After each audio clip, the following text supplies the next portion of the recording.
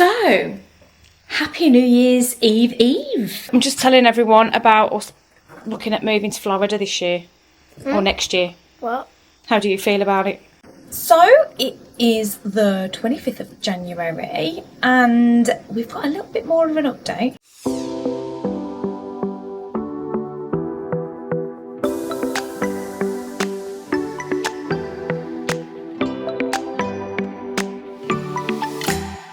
So, happy New Year's Eve. This is Mark, aka Dado, The who boss. you will have met before if you've watched the channel, as I've said. The boss. Don't record me while I've got crap hair and goggles. Yeah, well, I'm the same. I've got like greasy hair, a hat on, and no makeup. So you know, we're kind of rolling with this because if we don't start these videos, we're never going to start them. No, wait until I look pretty. No, wait, this is real. No more photos. No, This more is real photos. life. This is the point, isn't it? This is No real life. more photos. As much as it pains me to say this, I know you were going to say that. the only reason that we can potentially go and live in Florida is because, as he likes to say, he's a legend. Yeah, so it's his skill set that is the thing that may get us in. My legend can't make a tub of soup. Yeah, so that's Mark. We can go and try and see if we can find Finlay because he's knocking around somewhere. So I'm just telling everyone about us looking at moving to Florida this year or next year. What? How do you feel about it? I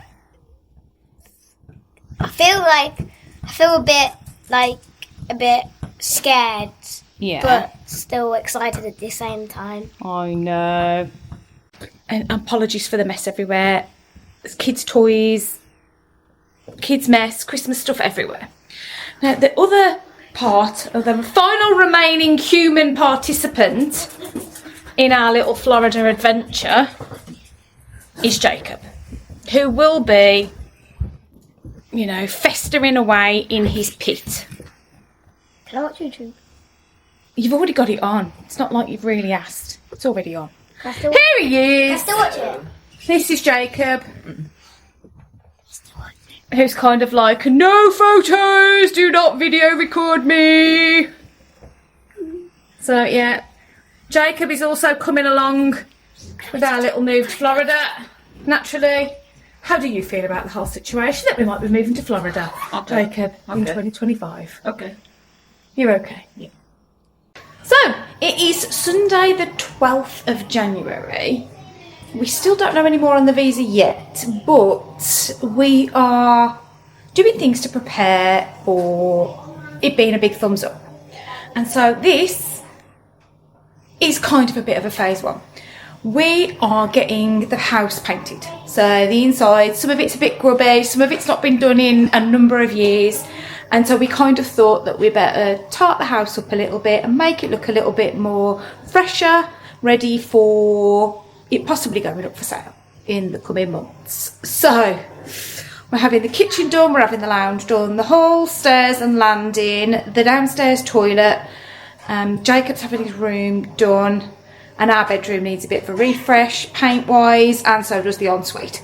So it's quite a lot of stuff that needs doing, and yes, whilst we could do it ourselves, it's very time consuming. We don't have all the good rollers and brushes and things like that, and we'd be doing it in the weekends and it would take months, whereas we're paying someone we've used for a long time doing our decorating. They're going to come in and they're going to get the whole kit and caboodle done in a week. So the house will be in a nicely, freshly painted, but a little bit worn in, because, you know, it needs to look like it's not just been freshly done, for if it does, is able to go up for sale. All the blinds have been taken down. We've got to move the table and chairs and everything into the middle of the kitchen shortly. And the island is just covered in everything, all thrown into the middle. I'm going to leave the toaster out for a beans on toast tea tonight. And the kettle and the coffee machine ready for in the morning. But the kitchen has kind of been, all the stuff. And it made me think about, like, packing. This is all this kind of stuff we're going to have to do if we have to pack. Marky's here. This is a bit weird. It's kind of like what we'd have to do if we were packing. I did say that earlier. It's kind of like Well, let's be fair. The thing is that the cupboard is not it's not even kind of reminiscent of what it's actually going to be like when we have to start putting stuff away. No. But this is most of the cupboard doors are going to be shut, so this is kind of what it's going to look like when we start packing up. Yeah. It's going to be a bit weird. It's very bare, it's weird. A bit weird. Lounge has also been kind of sorted. It's dark outside. Finley's here playing on his Christmas present, which he absolutely loves, his Meta. But yeah, like took the curtains down, all the pictures are off the wall.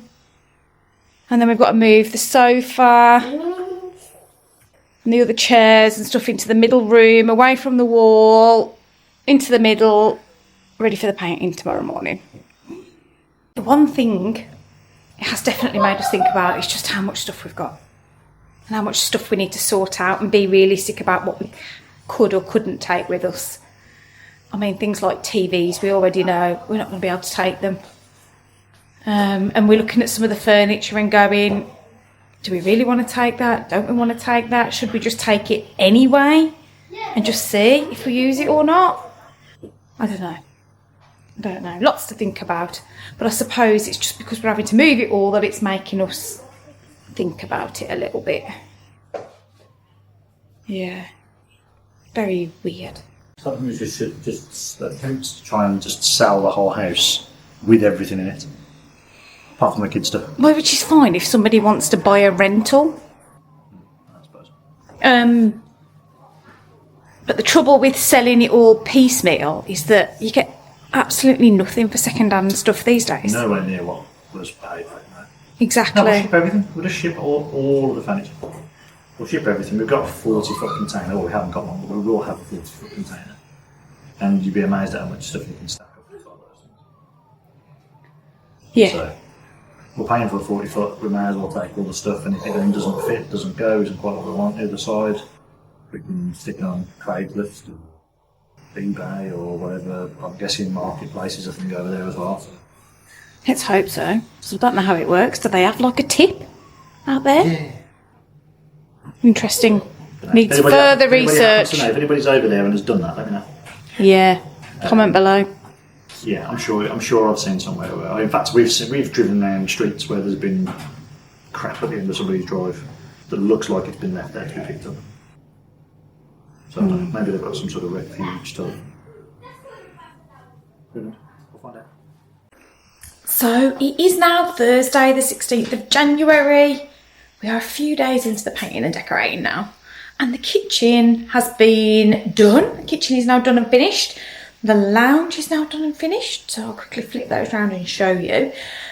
Jacob's room is now done and finished, apart from the fact that we've got some new curtains coming tomorrow because the ones that he had don't really go with the new scheme. And they were faded as well from the sun. So we've just got some new curtains to chuck up in there for now. Painter and decorator's been doing our room today. Freshen up the paint in there. So that's all wet. So we've had to block that off so no one can get in there. And everywhere else then is a bit of a mess because everything's everywhere. Tomorrow and Saturday he's back doing the hall, landing and stairs, which is the worst job because that's the one where everybody moves between the rooms. So it's going to be a challenge, but it will be done. And then that'll be it. The house will have been done. However, now I've been going room and like Finn's room's got some dirty marks on the wall. I'm going to try and clean them, but it may be that I myself have to have a bit of a blast with just some white emulsion because his room's just white. So this then is the status in the kitchen. So everything is kind of back in its place. It's all been painted, ceiling's been painted and the walls. So it's looking nice and bright again, and a lot of all the dirty marks have gone, and some of the holes where we've got pictures, which we've now changed and took down. So this then is the lounge all finished, and we've gone for a slight change in colour. But again, it's just really a refresh of the paint. But other than that, everything has stayed the same, apart from the curtains. We're going to get the painter and decorator to fill the holes where the curtain pole used to be up here, because we feel like it makes the room feel bigger not having them up. And you may kind of like be thinking, so if you're looking at putting your house up for sale because you're going to move, why bother? And we kind of just really want somebody to, if we are going to sell it, if we do get the visa and we are going to be able to go, we just wanted somebody to come in and see it, you know, all freshly painted, all looking nice. Yes, they may want to change it, but them to feel like they could move in and live in it immediately, straight away, and be able to change it as and when they went along.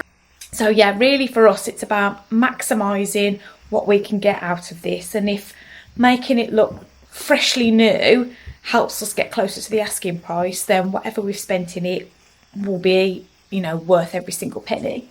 So there's all the paintings ready for starting the hall, stairs and landing, which has already been taped up ready.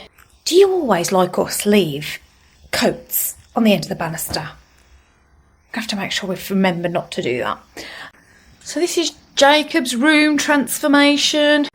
So we've changed out that constellation wallpaper that was in here for just like a bit of a grey brick effect. Yep, our room's been done today. So everything's piled up on our bed. All the woodwork is wet. Windowsill's wet. But it's just been a bit of a paint refresh in here. So that is just a bit of a house decorating update for a potential sale, potential move. Yeah, just take you along with us. So it is the 25th of January and we've got a little bit more of an update. Not anything exciting to tell really, but the application is ready. The lawyers are happy, they have everything they need. They've compiled all of the formal documentation, they've written the covering letter, and they are ready to submit on Monday to USCIS. So now it begins. We had a call with the lawyer on, in the middle of the week, Tuesday, Wednesday, and just went through the covering letter with them. And then we got a few questions for them about timelines and things like that. And in being able to understand a little bit more about the timeline, we've since come to realise that things are going to be a little bit slower, but more because of the way that things work out there.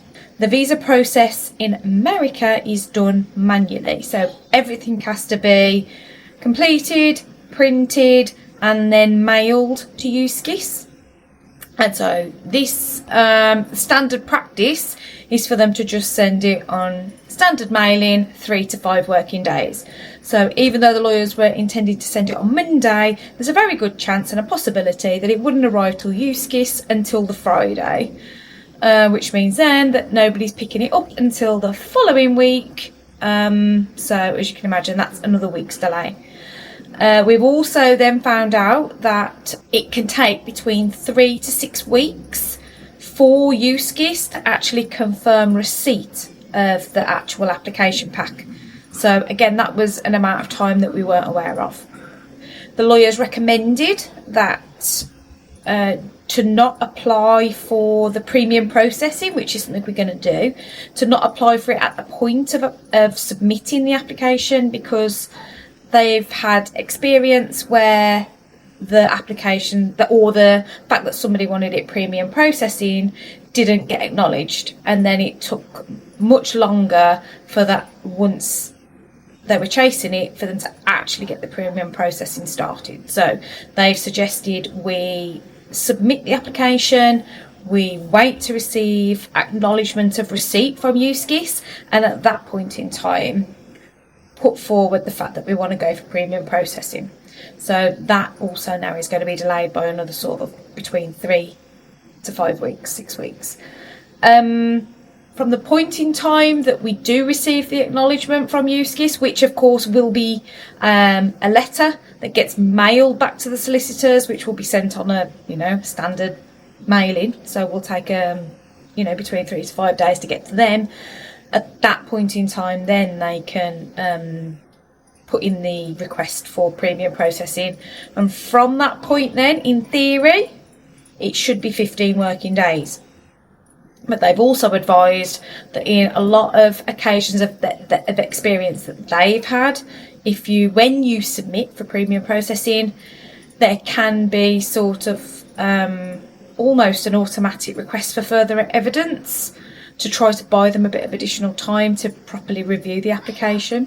So it could happen, it mightn't happen. They said more often than not, when you submit a request for premium processing, you will receive an RFE or a request for further evidence. At which point in time, the lawyers have 45 days to submit the new evidence.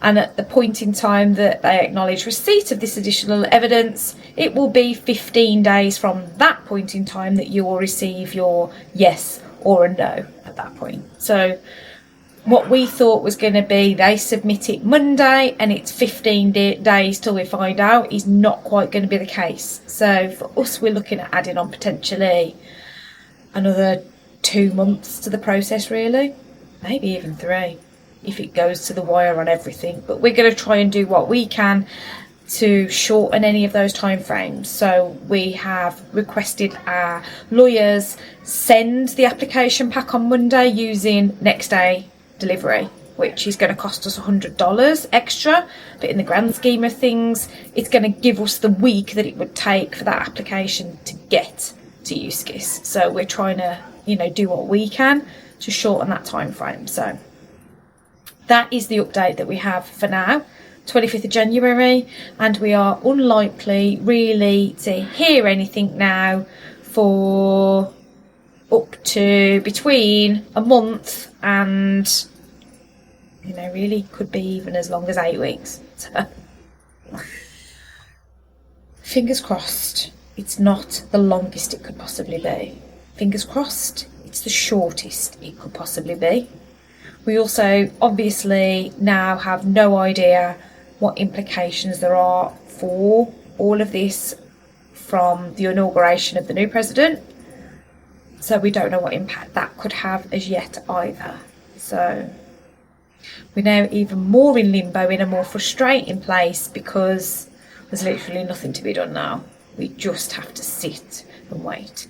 And I can't even tell you how frustrating it's been just sitting waiting for the application to be prepared when we know people are actually doing something with it. But at least this next 3 to 6 weeks, we're just literally waiting for USCIS to say, yep, we've got your application. So, yeah. Going to be the longest 6 weeks.